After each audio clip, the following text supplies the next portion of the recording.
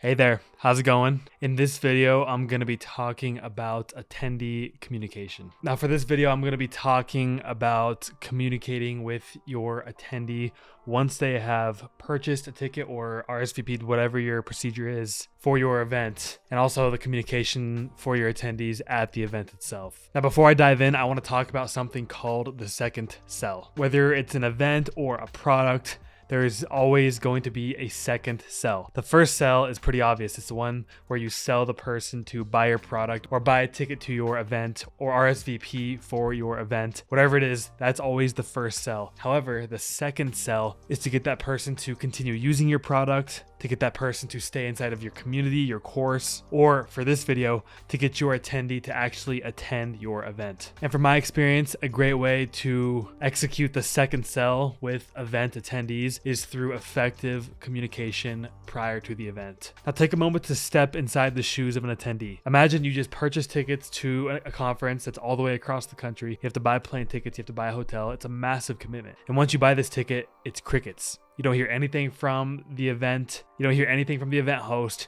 You don't hear anything from the company that's throwing the event. They sold you this ticket and they just expect you to show up when the event starts. Now, some of the biggest conferences or even the biggest music festivals or biggest concerts in the world can get away with this. However, for the average event, effective and consistent communication is very important to get people to show up to your event. All right, now that we've talked about that, let's dive into communicating with your attendees. We're gonna start off with prior to the event. Prior to the event, I use two forms of communication with my attendees, and one is sending emails and two is building a community. Starting off with sending emails. Sending emails is a great way to communicate with your attendees because it's likely that when your attendee signs up for your event or purchases a ticket, they give you your email so that you always have a way to communicate with them. Also, everybody has an email account. Everybody is constantly checking their emails for their work or their personal life. So it's likely that they're going to see at least a few of the emails that you're sending. There are plenty of softwares and CRMs to send emails from. Some of the ones I have used are ClickFunnels, Kajabi, ActiveCampaign, and MailChimp.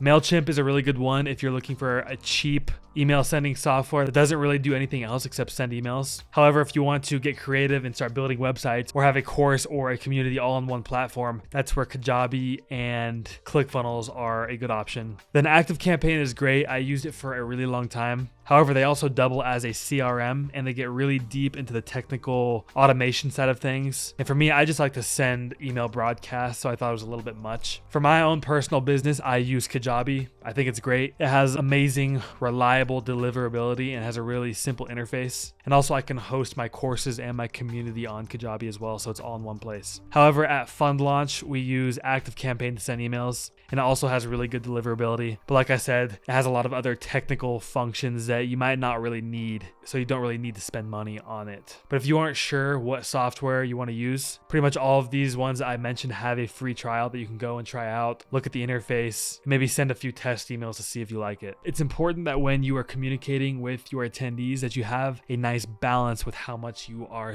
communicating with them. You don't want to be sending too much and you don't want to be sending too little. You want to be right in the middle, right at that sweet spot. The way I do it is outside of 6 months from the event, I will send an email once a month, maybe even once every 2 months. And then in between 4 and 6 months out from the event, I'll start sending definitely 1 email a month, maybe even 2 a month. And then within 3 months of the event, I'll start to send emails once every other week or once a week. And then once we're in that sweet spot, 45 to 60 days out, I will definitely be sending emails every single week to make sure that my attendees are getting it. So what should you be sending your attendees in these emails? What I do is I send them general event information like location, dates, a high-level itinerary, etc. I also like to announce speakers in this email, and that goes back to the second sell. If I'm announcing speakers and showing them how cool and exciting and valuable the event is going to be, that resells them every single time and it gets them more and more excited to actually attend the event. I also like to remind them to book their hotel rooms, especially if we have a room block, and also to book flights and which airport to fly into. And finally, I like to mention anything they should know before the event. And that'll be very subjective depending on the type of event that you're throwing. I'll make sure to link a few example emails down in the description below so you guys can see what I send to my attendees. And it usually works pretty well. I usually get a 40 to 60% open rate on these emails and a pretty decent click-through rate as well. So make sure you check those out. The second way that I like to communicate with attendees prior to an event is to create a community for them. Not only can I communicate with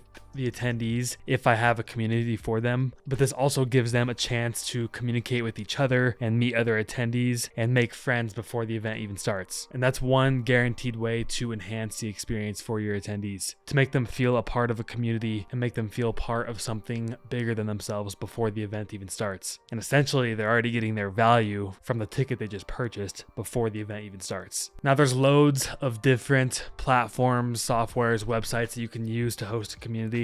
The three that I've used in my career are Discord, Slack, and Facebook groups. Of course, each one has its pros and cons, and even each one kind of caters to its own industry. A lot of tech groups, finance groups, investing groups, and gaming groups all use Discord. A lot of businesses and companies use Slack, which is a good thing. That means it's usually on people's phones. And I think everybody uses Facebook groups, but I don't really love the algorithm and the way that content is posted. For example, if I'm the group leader and I post something, it doesn't always go to the top if there's other posts that are getting more engagement. That being said, Facebook is free, so that's a big pro. I know Slack has a free version that you can use, and I'm not sure exactly if Discord has a free version. We use the paid version and it worked out pretty well, but there might be a free version you can use as well. When I set up a community for my events, I'll typically summarize all of the information I'm sending in the emails into a post in the community chat. That way, if anybody isn't checking their emails, they'll hopefully see the information in the community. It's just another way to ensure that you are properly communicating with your attendees. It's also really important that you encourage engagement in these communities. A few ways you can do that are having an introductions section or channel where members can come in and introduce themselves. You can go in there and ask questions and encourage engagement. You can go live, whether that's actually going live inside of the community itself or just posting a Zoom link. This is a good way to get the community active and engaging with you before the event. You can host networking calls, like I said, either inside of the community. I know Kajabi has a function where you can host networking calls and have multiple people jump on inside of the community. But you can also post another Zoom link and host a meeting so that everybody can hop on and get to know each other. And you can take these networking calls in whatever direction you want. Finally, a great way to create engagement is to do giveaways, because who doesn't like free stuff? Whether you give away gift cards or free tickets or free VIP passes, whatever it is, if you do giveaways, it's going to get a lot of people engaging in your community, which is a great way to build momentum, and it will likely keep them engaging in your community up until the event. All right, now that we've talked about prior to the event, let's talk about attendee communication at the event. When I'm communicating with my attendees at an event, I like to use texting and the community. Let's start off with texting. The reason I prefer texting instead of emails is because people aren't actually checking their emails that frequently when they're at a conference. And sometimes the service isn't that great, so your emails might not even get delivered. However,